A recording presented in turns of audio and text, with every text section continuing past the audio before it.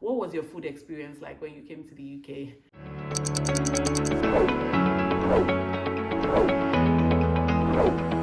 My migration story.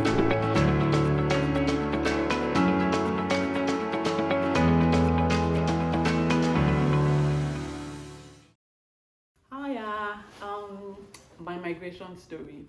I'm here to talk about food today. I love food. Everyone calls me a foodie. They say, "Oh, Chibi, you're skinny, but you eat a lot." Well, that's just what it is. So food for me was a big deal. Remember, if you had watched one of the earlier episodes that I put out there, I talked about how I moved in here during COVID. So you know that restaurants weren't opening. So it was hard, because the first thing would just be to say, oh, let me just order somewhere. And sometimes you don't want to order because the truth is a lot of these things are expensive. When you're trying to buy your, native meals, they're quite expensive here. So, there I was. Oh, Chibi, I think I felt like eating plantain. It's an African, meal. I wanted to eat plantain that day, and I think something else. Maybe I wanted to make beans. So because I know I needed palm oil and I needed plantain. And I'm going, oh my God, where do I get these things from? Where do I get plantain from? Where do I get palm oil from? And I like I said, I'm not one to people. Some people, their default is Google near me, but that's not me. I like to talk about it, get experiences. Oh, where is the best deal, best bargain? For me, that's how I easily shop. I'm not one to just Google to say find this. So I didn't even think Google. I was just thinking, where do I get plantain? So I remember calling one of my colleagues and saying, oh, do you know where I can get this? He's like, okay, maybe my wife can help you. And I remember reaching out to the wife, and she was quite helpful and referred me to, a place where I could get it. But then again, I hate cooking. I know that might sound lazy, but it's okay.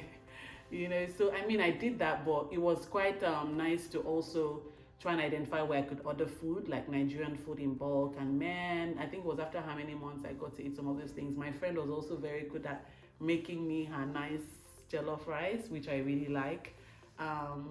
So basically food for me. But there I am saying, oh, I had my friend that could make me jollof rice, or I had my colleague's wife that could show me where I could buy that, and it was probably near me.